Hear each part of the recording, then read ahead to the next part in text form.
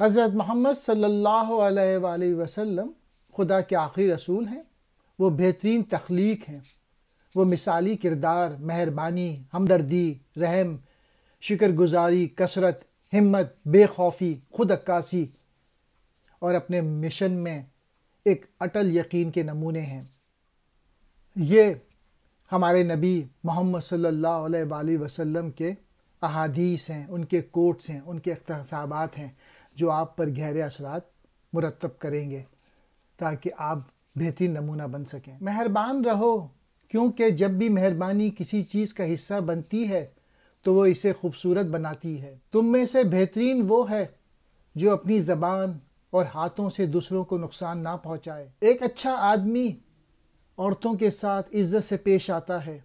سب سے بڑی دولت روح کی دولت ہے۔ ہر جاندار پر احسان کرنے کا اجر ہے۔ ہمیشہ نیکی اور سچائی میں سبقت حاصل کرنے کی کوشش کریں۔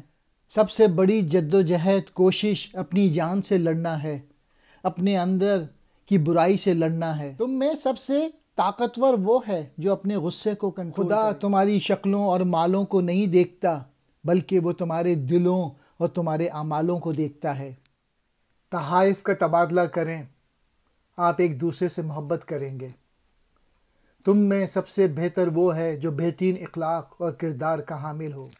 کوئی دو چیزیں علم اور صبر سے بہتر نہیں ہیں۔ لوگوں کو خوشخبری سنائیں اور انہیں دور نہ کریں۔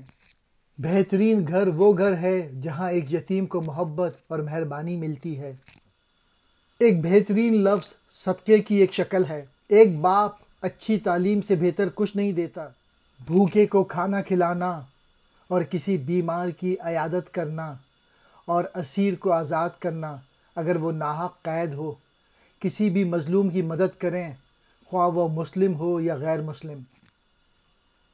پیدا ہونے سے قبر تک علم حاصل کرو۔ پانی کو ضائع نہ کریں، چاہے آپ بہتے ہوئے ندی پر ہوں۔ گورے کو کالے پر کوئی برتری حاصل نہیں ہے اور نہ ہی کالے کو سفید پہ کوئی برتری حاصل ہے سوائے تقوی اور نیک عمل کے۔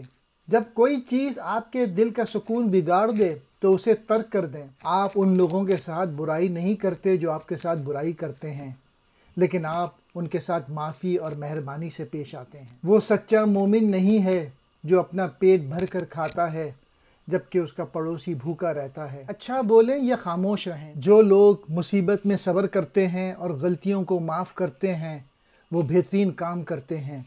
میں اپنے پیچھے دو چیزیں چھوڑتا ہوں، قرآن اور میری سنت، اور اگر آپ ان پر عمل کریں گے تو کبھی گمراہ نہیں ہوں گے۔